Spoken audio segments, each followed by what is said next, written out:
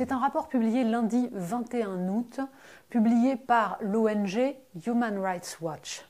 Un rapport qui dénonce les pratiques des douaniers saoudiens qui tireraient sur des migrants en provenance d'Éthiopie et passant par le Yémen.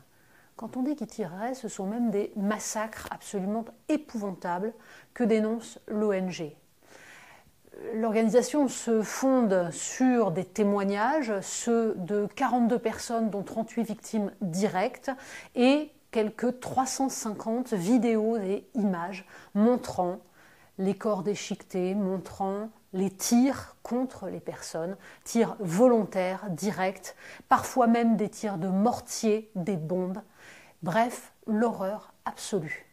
Évidemment, tout ça se passe dans une zone totalement inaccessible, une zone entre le Yémen et l'Arabie Saoudite, le Yémen qui est de toute façon déjà plongé dans une guerre absolument atroce. On estime le nombre de morts à 400 000, beaucoup d'enfants morts de faim, du fait de l'intervention de l'Arabie Saoudite contre des milices pro-iraniennes. Bref, il y a là tous les ingrédients d'une indignation internationale. Et pourtant, on attend toujours. Alors, les Américains ont fait savoir qu'il faudrait évidemment se pencher sur la question. L'Arabie Saoudite a balayé d'un revers de main, expliquant qu'il n'y avait aucune preuve que tout cela, c'était des allégations infondées. Comme de toute façon, aucun journaliste, aucun enquêteur n'ira voir, ça ne mange pas de pain.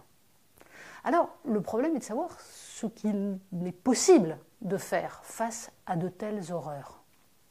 En fait, beaucoup en France, notamment des défenseurs des droits de l'homme, notamment une presse dite de gauche, Libération par exemple, s'indigne contre le fait qu'on ait blanchi Mohammed Ben Salman, notamment après le meurtre de Khashoggi.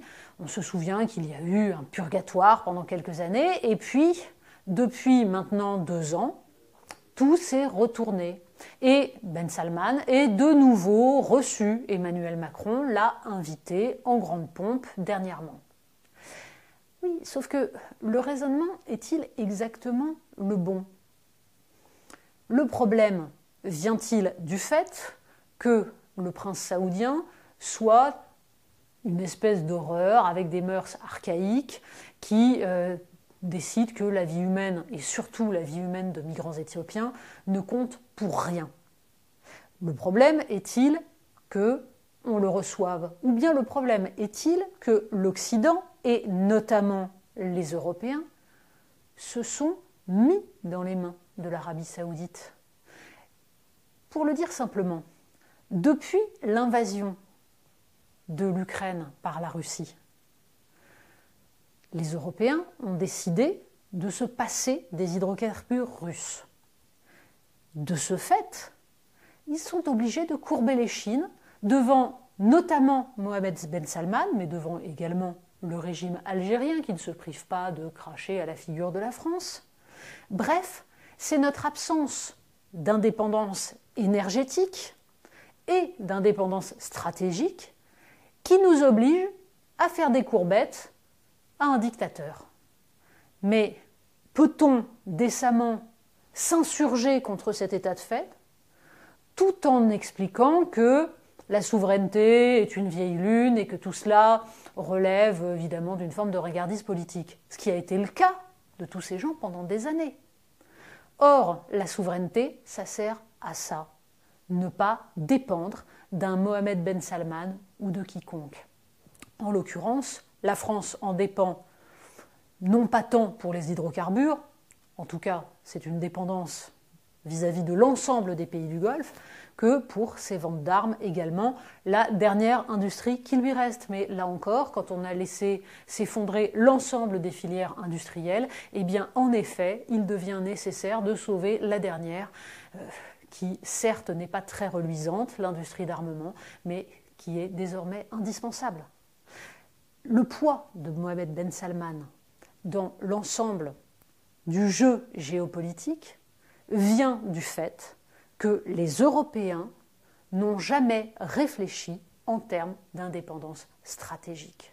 On ajoutera une chose.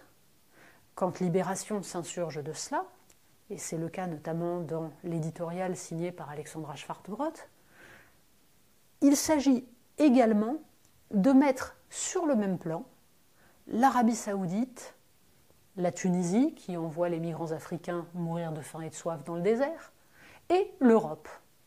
Et oui, Libération fait un jeu égal, traite de la même manière l'Arabie saoudite qui massacre des femmes, des enfants en leur tirant dessus avec des bombes, et l'Europe, qu'elle appelle l'Europe forteresse, en expliquant que l'Europe laisse mourir des migrants en Méditerranée. Là encore, si l'on veut ne pas être les jouets de personnages comme Mohamed Ben Salman, encore faut-il ne pas être dans la culpabilité permanente parce que ça permet de se présenter comme une grande âme face à tous ceux qui seraient indifférents. Non, l'Europe ne traite pas les migrants comme le fait l'Arabie saoudite.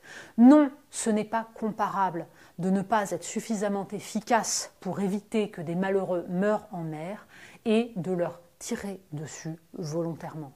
Mais une chose est sûre, la question des migrations depuis l'Afrique est un sujet qu'il va falloir traiter. On ne peut le traiter correctement, justement, qu'en comprenant tout ce qui se joue, la difficulté de la situation.